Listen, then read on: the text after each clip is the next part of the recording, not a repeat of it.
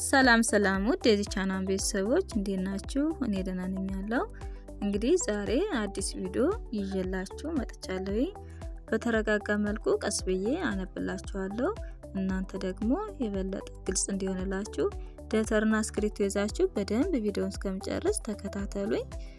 ቻናላችን ላይክ፣ ሼር፣ ሰብስክራይብ ያደረጋችሁ ቪዲዮውን ጀምሮ ኦንላይን መማር የምትፈልጉ ታች ባለው ስልክ ደውላችሁ መማር ትችላላችሁ። ትምህርቱን የምሰጥበት አሰጣጥ በኢሞ፣ በቴሌግራም፣ በዋትስአፕ በያላችሁበት ናችሁ ቀንም ሆነ ማታ በፈለጋችሁት ሰዓት መጀመር ትችላላችሁ። እንግዲህ ዛሬ እነዚህን አማርኛ ፊደሎችን ከሀ እስከ ሸ እናያለን ማለት ነው። ከሀ እስከ ሸ ያሉትን አይተን ከጨረስን በኋላ ባለ ሁለት ቃላት ዳር ላይ አውጥቻቸዋለሁ። እነሱን እንዴት ከዚህ ከፊደሎች ውስጥ አወጣናቸው፣ እንዴትስ አገጣጥመን እናነባቸዋለን የሚለውን በተረጋጋ መልኩ እናያለን ማለት ነው። ከኔ ጋር ቆዩ። እሺ እንግዲህ እቺ ከፊደሎች ውስጥ የመጀመሪያዋ ድምጽ ናት ማለት ነው። የመጀመሪያዋ ፊደል ወይም ድምጽ ናት ማለት ነው። እሺ እንጀምር። ሀ ሁ ሂ ሃ ሄ ህ ሆ። እንድገማት። ሃ ሁ ሂ ሃ ሄ ህ ሆ። እሺ የሃን ቤተሰቦች አይተናል። ቀጣይ ለ ሉ ሊ ላ ሌ ል ሎ። እንድገማት። ለ ሉ ሊ ላ ሌ ል ሎ። አሁን ደግሞ የለም ቤተሰቦች አየን ማለት ነው። እንግዲህ አንድ ፊደል 7 ቤተሰብ ነው ያላት። የመጀመሪያችን ምንም ቅጥል ሆነ ግራ ጣራ ቀለበትም ሆነ ምንም የላቸውም ማለት ነው። ሁለተኛ ድምጾች ግን አጎናቸው ላይ ምን አላቸው? ቅጥል አላቸው ማለት ነው። ሁሉም ፊደል ከላይ እስከታች 34ቱም ከጎኑ ላይ ቅጥል አለው ማለት ነው። ሁንም እዩ ሉንም ስታዩ ቅጥል አላቸው። ወደ ሶስተኛ ስትሄዱ ደግሞ ከግራቸው ላይ ምን አላቸው? ቅጥል አላቸው። እነዚህም 34ቱ ፊደል ከላይ እስከታች ከግራቸው ላይ ተመሳሳይ ነው ማለት ነው። እሺ ወደ አራተኛ ስንሄድ ማለት ነው ይቺ ሀ ምንላት እግር አልባ ናት። እግር አልባ ናት ማለት ነው። ስለዚህ የራሳችን እግር እናወጣላታለን ማለት ነው። ድምጻቸውን ደግሞ ሀ ብለን እዚህ ላይም ሀ ነው የምንለው ማለት ነው። ድምጻቸው አንድ ነው ማለት ነው። ላ የመጀመሪያ እግሯ ምን ሆነ? አጠረ። ባለ ሁለት ሆሄ ፊደልና ባለ 3 ሆሄ ፊደል እግራቸው የመጀመሪያ እግራቸው ያጥራል ማለት ነው። ያጥራል ማለት ነው። እሺ አምስተኛ ስትሄዱልኝ እግራቸው ላይ ምን አላቸው? ቀለበት አላቸው ማለት ነው። የሁሉም ቢሆን ከላይ እስከ ታች ቀለበት አለው አምስተኛ ፊደል ላይ። እሺ ስድስተኛ ስትሄዱ ወደ ግራ ምልክት አላቸው ማለት ነው። በስተግራ በኩል ህን ስታዩ ካናቱ ላይ ምን አለው? የሆነ ምልክት አለው። ልን ስታዩ አሁንም በስተግራ በስተስር ቀለበት አላት ማለት ነው። እሺ ሰባተኛ ስትሄዱ በመጨረሻ በኩል ቀለበት አላቸው። ቀለበት አላቸው። እሺ አሁን ወደ መ እንሂድ። መ ሙ ሚ ማ ሜ ም ሞ። መ ሙ ሚ ማ ሜ ም ሞ። እሺ ቀጣይ ሰ። አያችሁ ይቺ መም እንደዚህ ተመሳሳይ ሁለተኛ ላይ ከጎኗ ላይ ቅጥል አላት። ሶስተኛ ላይ ከግሯ ላይ አላት። አራተኛ ልክ መና ሀም ናቸው እግር አልባ።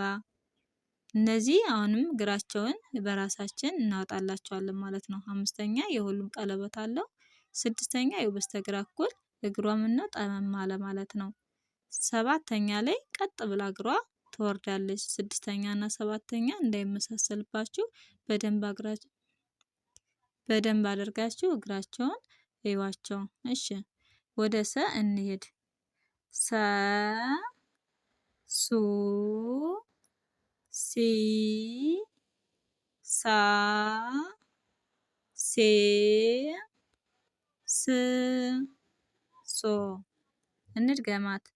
ሰ ሱ ሲ ሳ ሴ ስ ሶ። እሺ የሰን ቤተሰብ አይተናል። ቀጣይ ረ ረ ሩ ሪ ራ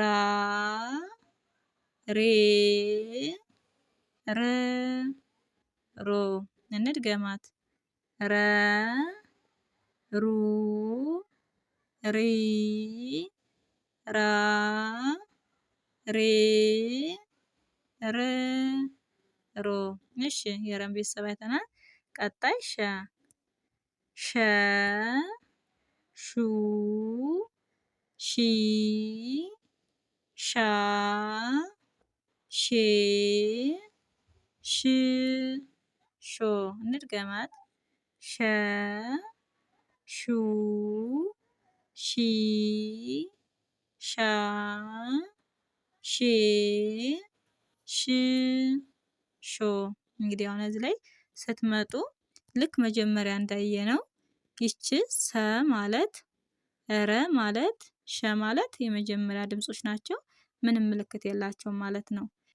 ሁለተኛ ስትሄዱ ግን ከጎናቸው ላይ ምን አላቸው? እንደነገርኳችሁ ቅድም ከጎናቸው ላይ ቀጥላላቸው ማለት ነው። ቀጥላላቸው። ሶስተኛ ከእግራቸው ላይ ቀጥላላቸው ከረ በስተቀር ማለት ነው። እሺ አራተኛ ላይ አሁንም ሰ ምንላት ራሳችን እግር እናወጣላታለን። እግር አልባ ናት። ረ ምንላት ደግሞ እግር አልባ ናት። ወደ ታች እንግዲህ ቀና ብላ ደፋ ትላለች።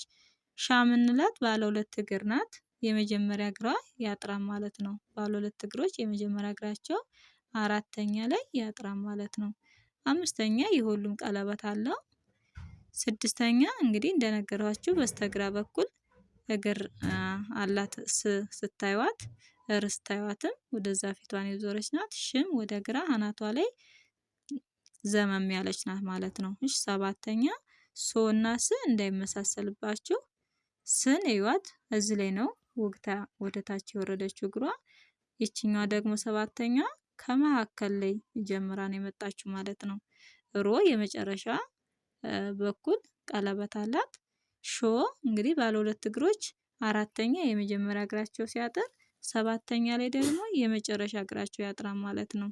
እንግዲህ እነዚህን አይተናል። አሁን ደግሞ እነዚህን ባለ ሁለት ቃላት እንዴት ከዚህ ከፊደሎች ወጡ የሚለውን እንዴት አገጣጥመን እናነባቸዋለን የሚለውን እናያለን ማለት ነው። እሺ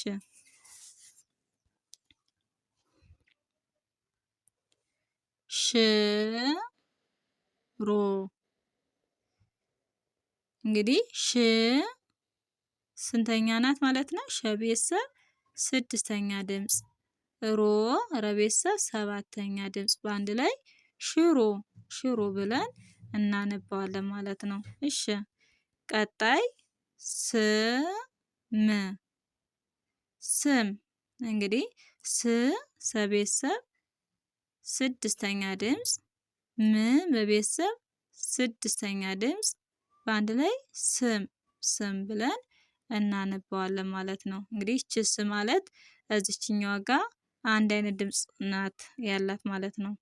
እሺ ሆ ሄ ሆሄ እንግዲህ ሁሎችም ሀ ቤተሰብ የመጀመሪያዋ ሰባተኛ ድምፅ ስትሆን ቀጣዩዋ አምስተኛ ድምፅ ትሆናለች ማለት ነው። ሆሄ ብለን እናነባዋለን። እሺ ቀጣይ ሻማ ሻ ማለት ሸ ቤተሰብ አራተኛ ድምፅ፣ ማ ቤተሰብ አራተኛ ድምፅ በአንድ ላይ ሻማ ሻማ። እሺ ሁሉ ሁሉ እንግዲህ ሁሎችም ሁለተኛ ድምጾች የመጀመሪያዋ ሀ ቤተሰብ ቀጣዩዋ ለቤተሰብ ሁሉም ሁሉ ብለን እናነባዋለን። ሁሉ ሞላ ሞላ እንግዲህ የመጀመሪያዋ ለቤተሰብ ሰባተኛ ድምጽ ቀጣዩዋ ለቤተሰብ አራተኛ ሞላ ብለን እናነባዋለን ማለት ነው። እንግዲህ የዛሬ ትምህርታችን ይህን ይመስላል። ቀጣይ ያሉትን ደግሞ ከሸ ቀጥለን የምናያቸውን እናያለን። እስከዛው ድረስ በያላችሁበት ሰላም ሁኑልኝ።